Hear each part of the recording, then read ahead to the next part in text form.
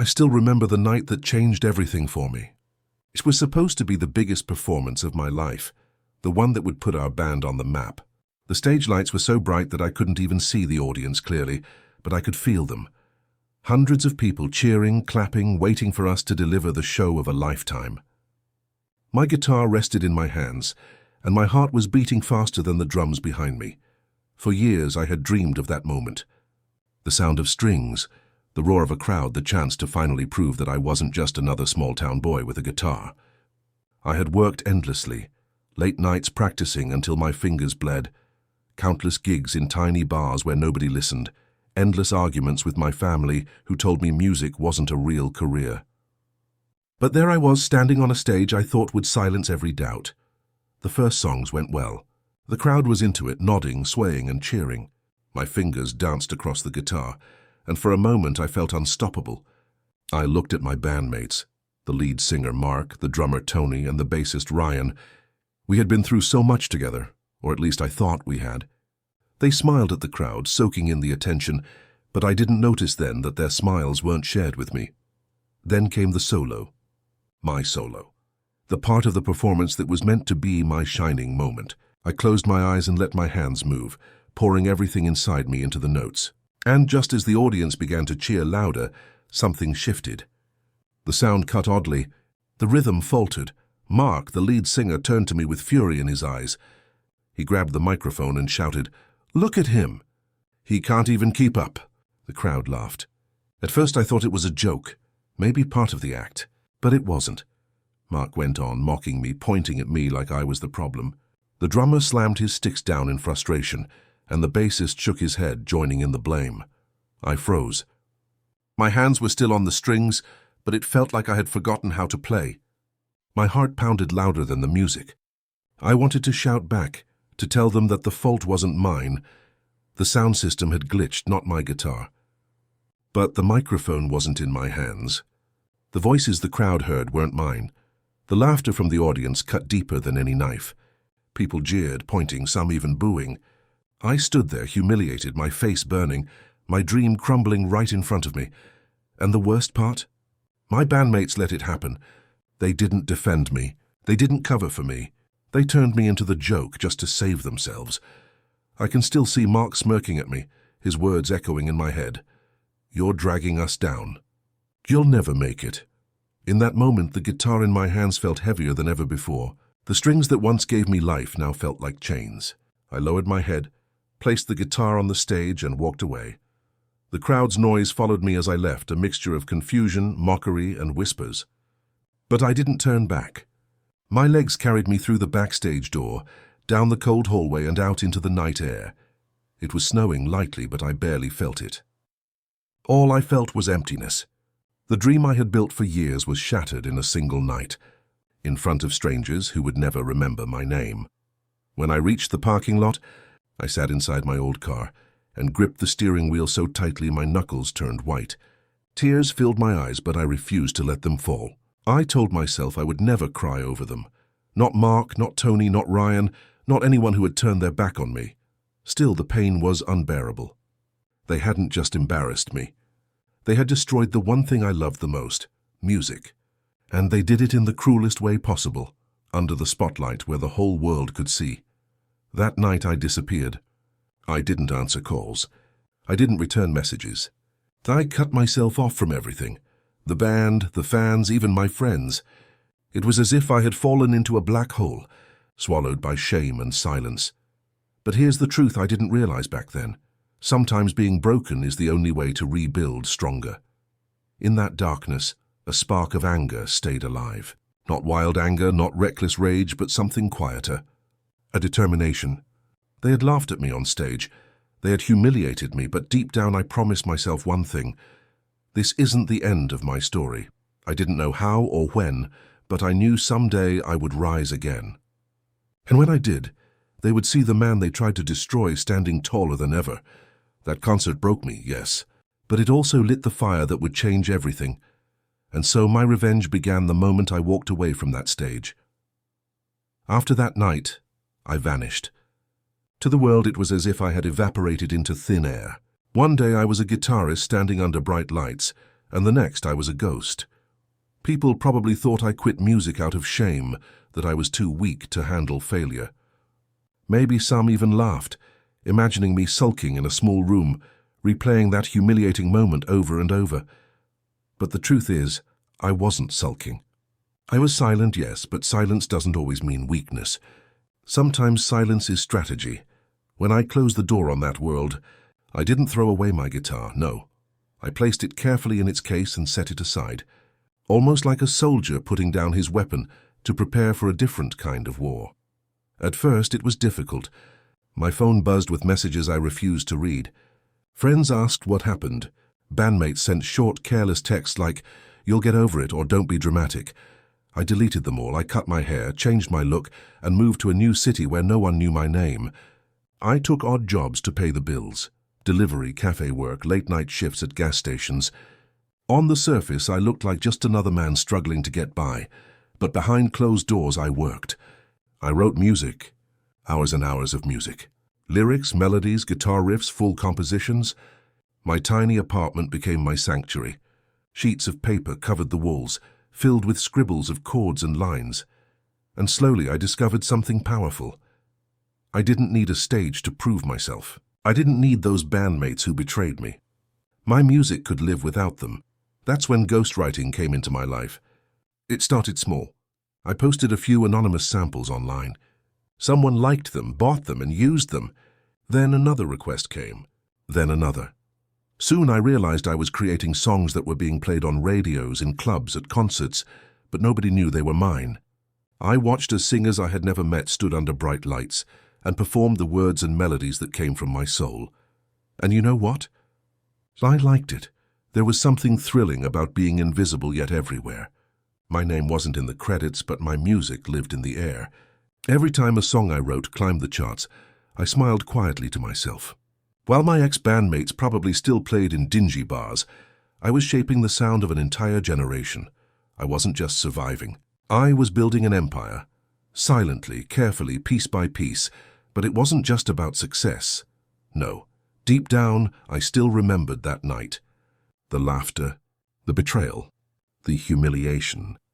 Those memories were etched into me like scars, so while the world heard catchy beats and emotional lyrics, every song I wrote carried a hidden layer of meaning. My pain, my anger, my revenge stitched into every chord. Years passed. My network grew. I met producers, managers, and big names in the industry, but always under different identities. To them, I was just the guy who could deliver hits. They didn't need to know more. I preferred it that way. Sometimes late at night, I'd wonder if Mark, Tony, and Ryan ever thought about me. Did they regret what they did? Did they even care? Probably not.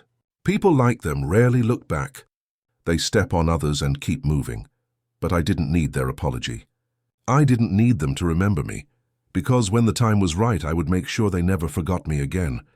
One day, while scrolling through industry news, I saw their names pop up. My old band, the ones who laughed at me, humiliated me, discarded me, they were struggling. Their shows were half empty, their music outdated, their popularity fading. I leaned back in my chair and laughed softly. Life has a strange way of working, doesn't it? While they were sinking, I was soaring and hidden but powerful. That's when the idea struck me. Maybe disappearing wasn't just about healing. Maybe it was about preparing for this moment.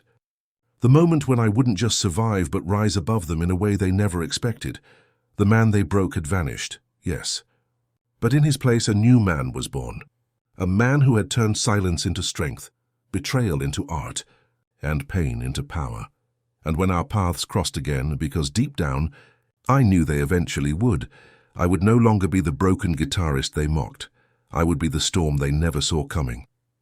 By the time most people had forgotten my name, I was already everywhere, quietly, silently, without anyone realizing it. You see, I discovered something powerful after my disappearance. I didn't need to stand on a stage to leave an impact. I didn't need flashing lights, screaming fans, or even recognition. What I needed was control. And control doesn't always come from being in the spotlight. Sometimes it comes from pulling the strings behind the curtain. My empire began in the shadows. At first, it was just small projects. A song for a local singer, a jingle for a commercial, a melody that someone bought for pocket change, but later used in a music video. Each time I watched with quiet satisfaction as something I created spread into the world. My face wasn't there, but my soul was, but I didn't stop there. I studied the industry. I read contracts, learned how royalties worked, understood publishing rights. I realized that while musicians fight for attention on stage, the real power lies in the ones who own the songs, the ones who write the music others sing. That's where the money flows, and that's where the influence grows. So I became that person. I used different names, ghost accounts, and fake identities. Sometimes I was Daniel, other times Ray or Victor. No one knew it was me. Managers, producers, and artists only cared about one thing: results. If I delivered songs that hit, they came back for more, and they paid. And oh, they paid well. Before long, I wasn't just ghostwriting, I was producing entire albums. I had a quiet team of freelancers working with me, people who didn't know who I was, only that I paid on time and delivered opportunities. I became the middleman who made everything happen without ever showing his face. To the outside world, I was invisible. To the music world, I was indispensable. I built connections with record labels, music platforms, and marketing agencies. I learned how trends were made, how songs were pushed onto playlists, how social media could turn a track viral overnight. And while others scrambled to stay relevant, I was already 2 steps ahead. I called it my hidden empire, not out loud, of course, but in my head. It was the world I ruled without anyone knowing I was the ruler. And the most satisfying part? Sometimes I'd hear my old bandmates' music. Outdated, weak, uninspired. They tried to chase trends, but trends had already passed them by. They sounded desperate, and the world could feel it. Their once-growing popularity slipped through their fingers like sand. Meanwhile, songs I wrote under fake names topped charts. Famous singers stood on stage accepting awards, thanking their team, and I was that team hidden in the shadows, smiling to myself. But let me tell you something. Success wasn't enough. Money wasn't enough. Fame, even from behind the curtain, wasn't enough. Because deep inside, I still carried that night. The shame, the betrayal, the laughter that stabbed me like knives. It wasn't just about building an empire. It was about sharpening a blade. Each song I wrote, each deal I made, each network I built, it was all part of something bigger. I wasn't just ghostwriting music. I was ghostwriting my revenge. I started watching them again, quietly, carefully. Their interviews, their shows, their failed attempts to stay relevant. The once arrogant faces that had laughed at me now looked worn, desperate, almost pitiful. And yet I felt no pity, because I knew what was coming.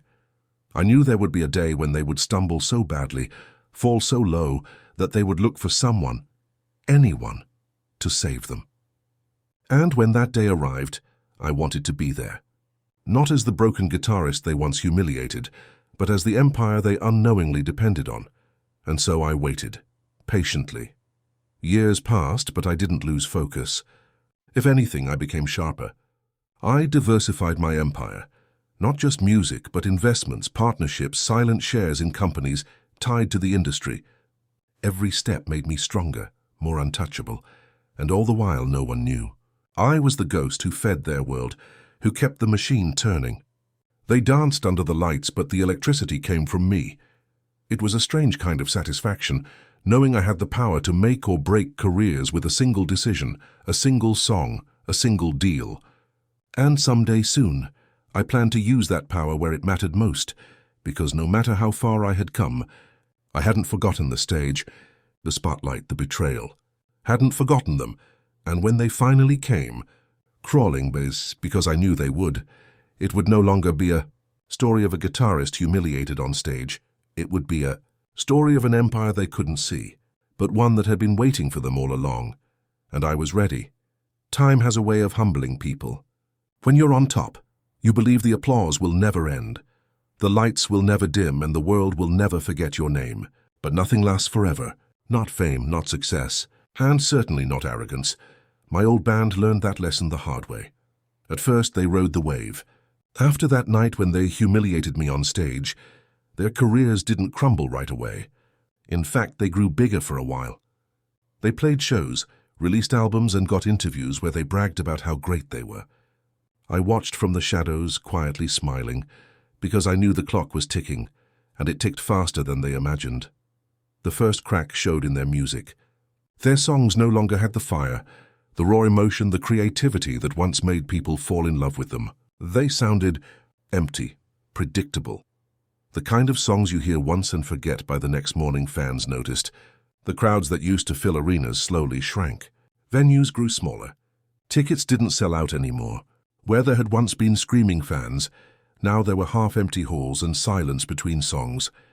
Still, they didn't admit it. They told themselves it was the industry's fault, or the changing times, or maybe even their management. They blamed everyone but themselves. They didn't realize that they had lost the one thing that gave their music life. Me, you see, what they didn't know was that the hits they had enjoyed after I left, the songs that had kept them alive in the charts, had been mine. Ghost written under fake names. They were feeding off my talent without realizing it. And when I stopped feeding them, their empire starved. I'll never forget one particular night. I was in my apartment sipping coffee, scrolling through music news online, when I saw the headline, "Former rock sensations struggle to stay relevant." The article tore them apart. It talked about their sloppy performances, their recycled lyrics, their fading fan base. It even hinted that maybe they had never been that talented to begin with. I laughed out loud. For the first time in years, I laughed. Not the hollow laugh of pain, but the deep, satisfied laugh of someone watching justice unfold. Their downfall wasn't just in the media. I saw it in their faces too. In interviews, the arrogance was gone. Their smiles looked forced. Their eyes darted nervously, as if they were trying to convince themselves they still mattered. I watched clips of them performing at a small bar, yes, a bar, where once they had filled stadiums. The stage was tiny, the sound system weak, and the audience barely clapped. It was pitiful. And yet it was exactly what they deserved. The more desperate they grew, the more mistakes they made. They tried copying other artists. They tried chasing trends that didn't suit them. They even released a song that was almost a direct copy of one of my ghost-written hits, and people mocked them for it. They had become a joke. And here's the thing about the music industry. Once people stop taking you seriously, it's nearly impossible to climb back up. The same fans who once worshipped you now turn their backs, looking for the next big thing. Fame is cruel like that, but I wasn't cruel. Not yet. I could have ended them completely. I had the power to bury them under scandals, to buy their contracts and shut them down, to make sure their names never appeared again. But I didn't, not yet, because I was waiting. I wanted them to come to me. I wanted them to realize with their own mouths, their own pride shattered, that they needed me. That the man they had thrown away, humiliated, mocked in front of the world, was the only one who could save them. And slowly, that's exactly where things were heading. Their record label dropped them. Their fan club disbanded. Sponsors pulled out of deals. One by one, the pillars that held them up collapsed. They were left standing on weak ground, and they knew it. I remember watching an interview where their lead singer, the loudest one who had mocked me years ago, said, "We're looking for fresh inspiration. We just need the right songs, the right writer to work with us. We'll bounce back." When I heard that, I leaned back in my chair and smiled. Fresh inspiration. The right writer. They had no idea that the writer they were begging for was me, the ghost they couldn't see, the empire they couldn't touch. Their downfall wasn't loud. It wasn't a dramatic explosion. No, it was slow, painful, humiliating, like a star fading in the night sky, getting dimmer until nobody even notices it anymore. And I made sure to watch every second of it, because revenge isn't always about striking hard. Sometimes the sweetest revenge is letting people destroy themselves, brick by brick, while you stand tall, untouched, and unbothered. That's what happened to them, and as their world crumbled, I knew the next step was coming. The day when they would knock on my door, the day they would beg, the day the broken musician they had laughed at would stand above them, stronger than ever. And oh, how I was waiting for that day. It finally happened. The day I had been waiting for. The day I had imagined countless times came knocking, literally, for years. I had pictured it in my head. Their pride stripped away, their arrogance gone, their heads lowered as they came crawling back to me. And when it finally happened, it was even sweeter than I had dreamed. It was late in the evening. I was at home sitting at my desk, working on a new track. The music pulsed softly from my speakers, raw and alive, something only I could create. Then came the knock. At first I ignored it, but it grew louder, more desperate. With a sigh, I stood and opened the door. And there they were, the band, my old band. The same faces that had once laughed at me, mocked me, betrayed me in front of the world. But now they looked nothing like the gods of rock they had pretended to be. Their clothes were worn, their hair unkempt, their eyes hollow. They looked tired, broken, shadows of their former selves. "Can we come in?" their lead singer asked. His voice wasn't arrogant anymore. It was trembling, weak. I stepped aside without a word. They filed in, sitting awkwardly in my living room, not knowing where to place their hands, their feet, their pride. For a moment, no one spoke. The silence was thick. I let them stew in it, let them taste the bitterness of their situation. Finally, the drummer cleared his throat. "We need your help." The words echoed in the room. I leaned back in my chair, folding my arms, pretending to be confused. "Help? From me?" They nodded, eyes downcast. The lead guitarist, the one who had once called me dead weight on stage, spoke next. "Our music, it's not working anymore. The fans are gone. The label dropped us. We tried everything, but nothing's working. We can't do this without you, without me." Those 2 words were worth every sleepless night, every tear, every wound they had given me. I wanted to laugh in their faces, to throw their words back at them, but I didn't. Not yet. I wanted to hear more. "Why me?" I asked, feigning innocence. "You always said I was the problem, remember? You said I was holding you back."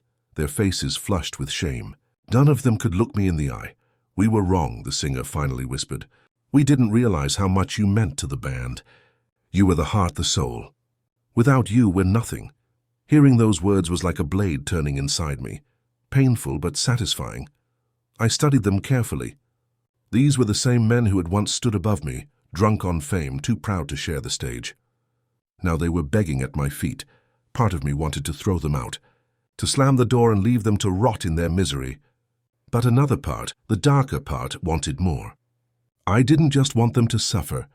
I wanted them to need me, to become dependent on me, knowing I had the power to save or destroy them. So I leaned forward, my voice calm but sharp. "Why should I help you?" I asked. "Give me one good reason." They exchanged nervous glances, fumbling for words. Finally, the bassist spoke up. Because we can't survive without you. You're the only one who can bring us back." I let the silence stretch, savoring every second of their desperation. Then slowly I smiled. "All right," I said, "I'll help you. But on one condition." Their heads shot up, hope flickering in their tired eyes. "What condition?" the singer asked. I stood, walked to my desk, and picked up a folder. Inside were contracts I had prepared long ago, waiting for this very moment. I handed them over. "You work for me now," I said. "I own the band. Every song, every deal, every stage you step on, it belongs to me. If you want my help, you give me control. Total control." They hesitated. I could see the conflict in their eyes. Pride still lived somewhere deep inside them, struggling to resist. But pride doesn't feed you. Pride doesn't bring back fame. And in the end, desperation crushed whatever pride they had left. One by one, they signed. As the last signature hit the paper, I felt a surge of power rush through me. The tables had turned. The band that had once betrayed me now belonged to me, but I wasn't finished. From now on, I told them, "You will play the songs I give you. You will follow my rules. You will stand on stage and perform like puppets, while the world cheers for the man behind the curtain. Me." They nodded silently, their faces pale. I leaned back, satisfied. This was better than revenge. This was domination. They weren't just apologizing. They were surrendering. As they left my house that night, I watched them go with a strange mix of triumph and bitterness. Triumph because I had won. Bitterness because part of me remembered the old days, when we had laughed together, dreamed together, believed in the same music. But those days were gone. And the men walking out of my door weren't friends anymore. They were mine. The plea for help had given me everything I wanted: power, control, justice. And yet, deep down, I couldn't help but wonder, was this the end of the story? Or just the beginning of something darker? They thought I had forgiven them. When the band left my house that night with signed contracts in their hands, they believed they had won a second chance. They thought I would bring them back into the spotlight, save their careers and rebuild what they had lost. They were desperate, and desperation makes people blind, but I hadn't forgiven them. Not even close. Every insult, every laugh, every moment of humiliation they put me through still burned inside me. What they didn't know was that I had been planning for this moment for years. My revenge wasn't just about saying no. It was about making them live in the same pain they had thrown on me, slowly. Piece by piece, I became their savior in public, but their master in private. Step 1. The puppet strings. At first, I played the part of a loyal partner. I gave them songs, the kind of music they couldn't create without me. Catchy, powerful tracks that won fans back one by one. The crowd started returning, the noise of applause growing louder every night. They smiled again. They stood on stage again. They thought they were rising, but what they didn't realize was that every song, every lyric, every chord came from me. They were just puppets, moving as I pulled the strings. I sat in the shadows during their shows, watching the audience scream for songs that belonged to me, not them. The world cheered for their voices, but the soul of the music was mine, and I made sure they never forgot it. "Don't forget who wrote that song you're singing," I would remind them backstage. "Without me, you're nothing." They nodded, swallowing their pride. They needed me, and they knew it. Step 2. The poisoned gift. But revenge is not just about control. It's about making them feel what I once felt: powerless, humiliated, broken. So I started feeding them songs that looked like treasures but were really traps. One song became a hit for a few weeks, only for the critics to tear it apart later, calling it shallow and fake. Another song had hidden flaws in the lyrics that made them sound foolish when performed live. And when the crowd laughed at them, I stayed quiet, pretending to be surprised. Maybe it was just a bad night, I told them with fake sympathy. But inside I smiled. Piece by piece I was breaking their image, just as they once broke mine. Step 3. The divide. The band had once stood together against me, united in their arrogance. Now I made sure they turned against each other. I whispered different things into each of their ears. To the singer I said, "The guitarist is jealous of you. He thinks you're replaceable." To the drummer I murmured, "They don't respect you. They want you gone." And like poison spreading through veins, suspicion began to grow. Small arguments turned into fights. Old friendships cracked like glass. They didn't know that the man they had betrayed was now the man destroying them from the inside. Step 4. The revelation. It all came crashing down during a live interview. The band was on stage answering questions, pretending to be the same tight-knit group they once were. But then the interviewer asked, "So who's the genius behind your comeback songs?" The singer smiled and opened his mouth to lie, but I was already there. I walked onto the stage, calm, confident, every eye on me. "I am," I said. "Every song you've sung in the last 2 years came from me. While you were struggling, I built everything. You owe your careers to the same man you once humiliated." The audience gasped. Cameras flashed, and the band sat frozen, their shame exposed to the world.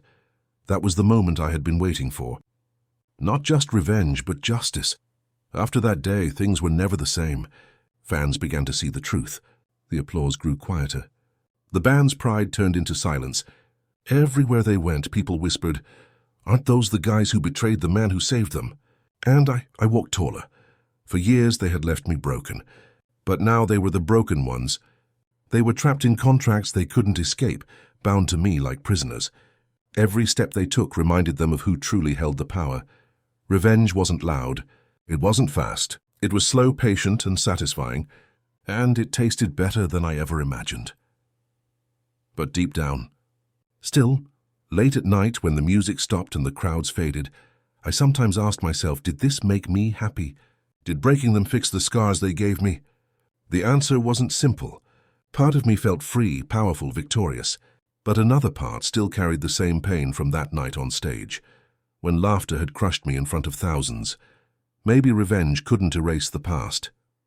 Maybe it could only paint over it with new scars. But one thing was certain. They would never laugh at me again. When everything was finally over, I looked back at the journey that had brought me here. Years ago, I was just a young guitarist, full of dreams, standing on a stage with people I called my brothers. I thought we were a family, bound by music and love for the crowd. But in a single night, that dream was shattered. Their laughter, their betrayal, and my humiliation cut deeper than any wound. For a long time I carried that pain like a heavy stone inside me. I disappeared, not because I was weak, but because I wanted to rebuild myself. And I did. I wrote songs for others, created music that moved millions, and built an empire without my name being known. I became stronger in silence, sharper in the shadows. Then came the day when fate turned. The same men who once destroyed me came crawling back, begging for help. And I gave it. But my help was not kindness.